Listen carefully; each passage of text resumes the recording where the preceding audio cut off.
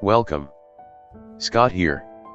Here is a quick boss guide for the upcoming LUFENIA Plus event, The Power of Wisdom, Queen Lost Chapters.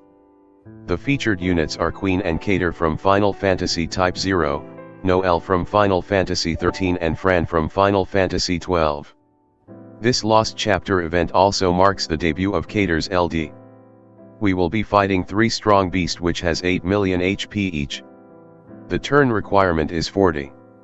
The HP requirements is 10,000.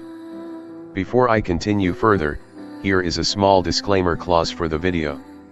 The guide is written based on the time that the event was released for the Japanese version. Please do note that it is possible that the boss fight mechanics might differ when the actual event is released in global. Firstly, let's go through the LUFENIA Plus Orb conditions. The LUFENIA Plus Orb starts off at the counter of 10 at the start of the battle. This is a non-cancellable and non-fatal orb. To uptick the orb, you need to evade an attack. Any attack evaded will uptick the orb for all bosses. The countdown ability is Strong Blow++ where it is an AOE BRV+HP Attack where it will delay all targets' turns by 2.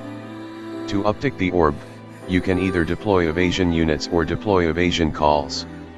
As the turn counter is a tight one, evasion units that counter will be better for the fight. They are Cater, Shadow, 8 and Glove. With the correct setup, Cater can solo this fight on her own. Other evasion options include Jack, Prompto, Edward, and Itch. Although Cain doesn't have evasion buff, the moment he uses double jump he will disappear from the battlefield entirely, thus making him evading all the boss attacks. You can consider deploying evasion calls like Cater, Shadow and Itch. Alternatively, you can inflict blind debuff and make them miss the attacks. With the exception of Kimuri's total blindness, all blind debuffs have 50% chance of making the boss miss their attacks. Now let's proceed with some party setup recommendations. Recommended calls abilities. To ensure that you are able to constantly break them, it is important to inflict defense down debuffs. Example of calls abilities that inflict defense down calls are Ferris, Jack, Titus. As the boss has a huge amount of HP damage up debuff calls like Karasame, Gabrinth, Ignis, Fran, and Maria are useful. Although a bit trickier to use, Aura type HP damage up calls like Queen, Kimuri, and Sid are also viable. As mentioned in the previous slide, you need to evade the boss attacks to uptick the orb. Calls that offer evasion are Cater, Shadow and Itch. As all evasion call only affects the caller, it is advisable to place them on a lock tank. Next, I will be covering units that will be useful to handle the fight mechanics. Like other LUFENIA Plus events, it is always recommended to bring supports for their aura and buffs. They are Porum, Setzer, Agrias, Katesith, Ishtala, Bartz, Lena and Selphit. The HP requirement is only 10k, so you might want to deploy damage mitigation to minimize the HP damage. Options include Snow, Core, Gladiolus, Warrior of Light, Bash, Orin, Zac, 9 and Beatrix. For damage dealers, you can consider the following units: Lon and Ren, Noel, Ace, Cloud of Darkness, Machina, Cater, Chaos, Cain, Sid Highwind, Strago, Jegran, Kuja, Squall, Titus and Tira. Other than deploying damage mitigators, you can make use of Brave controllers to minimize the Brave gains and thus minimize the HP damage. They are Yuffie, Edward, Waka, Arcela and Galbes. Setzer and Cater are premium Brave controllers. You can cheese the fight with the infamous Idaroth or Sidma combos. However, set up those teams will require some important calls to ensure you can abuse them.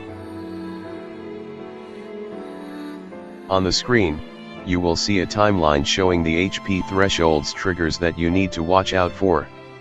Other than the standard LUFENIA Plus aura boosts, the boss will auto-gain HP shields at the 79% and 49% HP thresholds.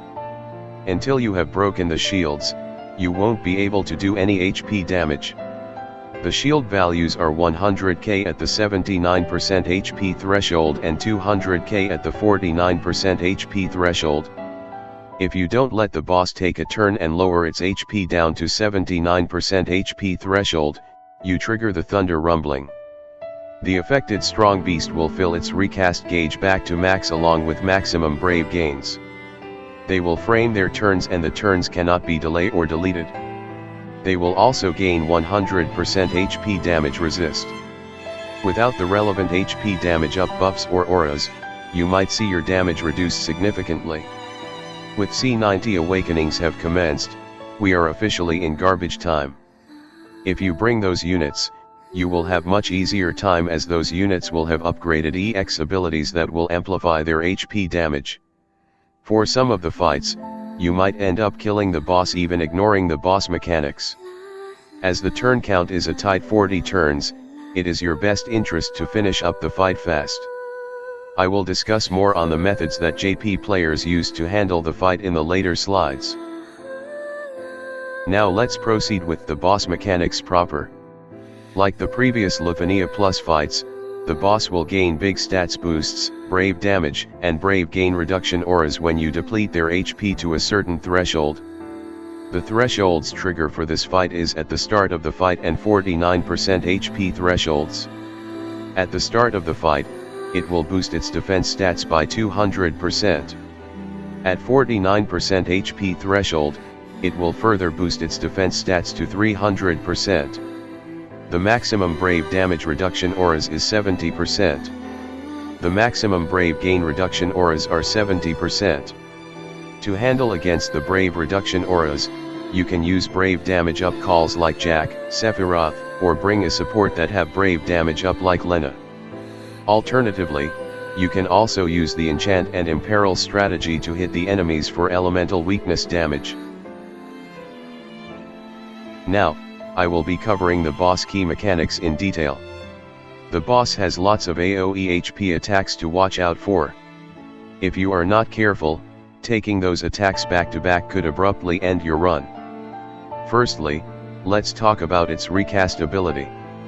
At the start of the fight, the bosses will start off with their recast gauge max. To handle them, make sure you have damage mitigation for those who can't evade. Deploying a tank like Orin that counters is useful here. Alternatively, you can minimize their HP damage by controlling their brave gain. Example is Setzer's Freeze Joker or the Freeze debuff that Kater has with her LD. Shiva Summon also has a permanent freeze debuff if you have it leveled to level 40. If you don't evade too often, the boss will unleash its Orb Countdown attack. Strong Blow ++ is an AOE BRV+HP and it will delay all target by 2 turns. It can be very dangerous and the boss could follow up with more AOE HP attacks that could instantly wipe out your party. Pace your turns well and keep your eye closely on the orb. If you are playing evade and counter game, try to break the boss out of order. If you happen to trigger the countdown ability, the orb will reset back to 10 after the boss unleash the attack. If you don't let the boss to get a turn from the start till the 79%, you will trigger the thunder rumbling condition. The affected strong beast will fill its recast gauge back to max. They will frame their turns and the turns cannot be delayed or deleted. They will also gain 100% HP damage resist. This aura will only be removed after the boss uses the recast ability. Without the relevant HP damage up buffs or auras, you might see your damage reduced significantly. Unless you are deploying the nuking strategy, do give the boss a turn to prevent this condition from triggering. When you breached a certain HP threshold for the individual boss will gain HP shield. The HP shield for the 79% is 100k while the HP shield for 49% is 200k. When the shield is active, you will see the boss emitting a red aura. With the current power boost that our characters are getting, it is a lot easier to handle this mechanic compared to the original event. Now I have reached the last slide of my boss guide presentation. There are 2 common approaches used by JP players when the event is initially released for JP version. The evade and counter option is great for budget team options. Lots of JP runs manage to clear the fight without using burst phase or even summon. Deploying units that counter and evade will helps a lot for the tight turn count. You can also choose to use evasion calls on units that have lock.